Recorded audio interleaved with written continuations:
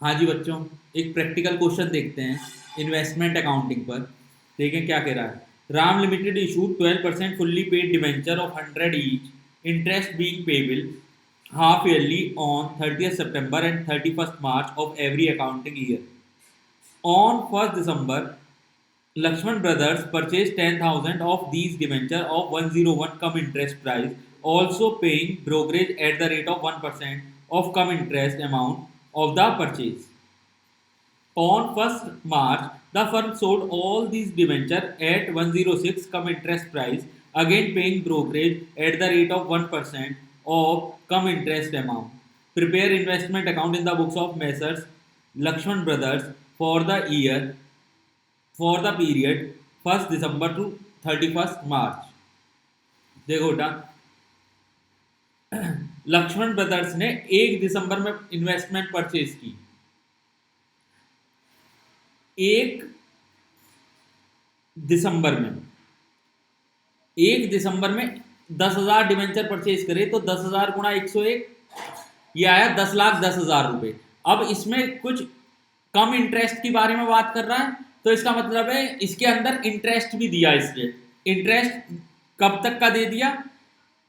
1 दिसंबर तक का दे दिया। और कौन से पीरियड से? 30th सितंबर से।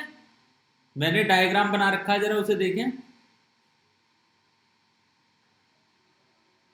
ये देखें भाई, 30/9 तक इसको यहां तक जो है कंपनी ने डिवेंचर पर इंटरेस्ट दे दिया।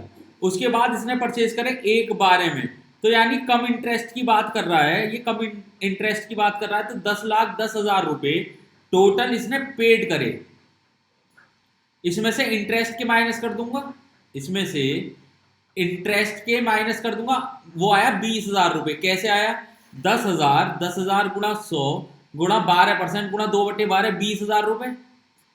20,000 एक तरह से इसे समझो कि 20,000 रुपए अभी खर्चा नहीं है। ये तो आगे कब आ जाएंगे? 31 मार्च में आ जाएंगे। इसके पास कंपनी से कितने आ जाएंगे?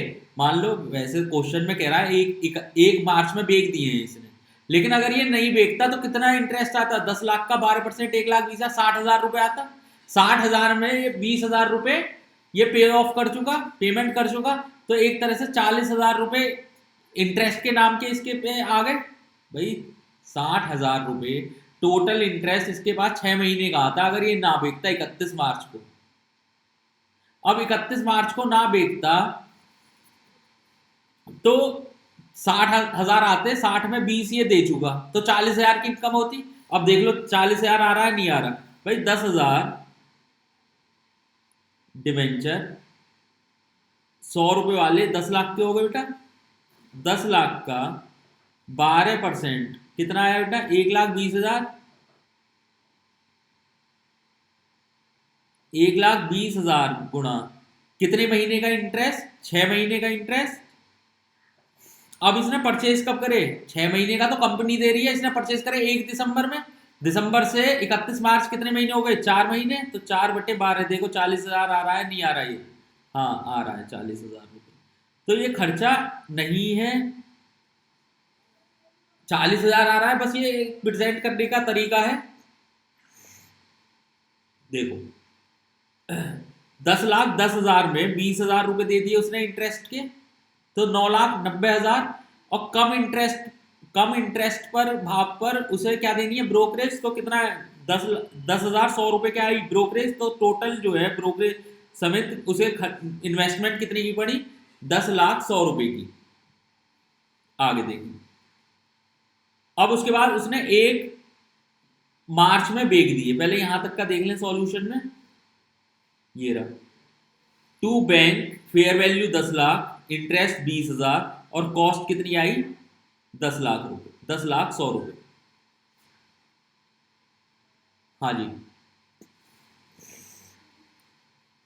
अब इसने 1 मार्च में बेच दिए। 1 मार्च का जरा देखे ना है अब हमें कैसे कैसे काम होगा।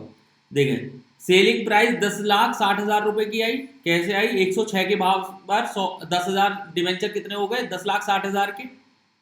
ब्रोकरेज, ब्रोकरेज के बारे में कह रहा है कि कम इंटरेस्ट पर ही देना है, तो 10,60,000 का 1% 10,600 रुपये, ये माइनस करूंगा अब मैं, क्योंकि पैसे कम आएंगे मेरे पास, ब्रोकरेज तो जाती है, तो सेलिंग पर पैसे कम आएंगे, माइनस करूंगा, ये आया 10,49,400 रुपये। इंटरेस्ट भी माइनस करूंगा, कितने, 50,000 रुपये का आया ये इंटरेस्ट, तो मेरी इन्वेस्टमेंट कितनी, इन्वेस्टमेंट सोल्ड आउट करके पैसे कितने आए, 9,99,400 रुपये। मैंने परचेज कितने की करी थी, 10,100,000 रुपये, 700 रुपये का मेरा क्या हो गया बेटा, लॉस। देखो ये आ रहा, बाई बैंक 10 लाख रुपए, 50,000 का इंटरेस्ट, और 9,99,400 मेरी कॉस्ट आ गई, 700 रुपये मेरा किस में आ गया, प्रॉफिट एंड लॉस में आ गया, और इंटरेस्ट के 30,000 रुपये मैंने कहाँ ट्रांसफर कर दिया, P&L अकाउंट में। तो ये क्वेश्चन इस हिसाब से हो रहा था।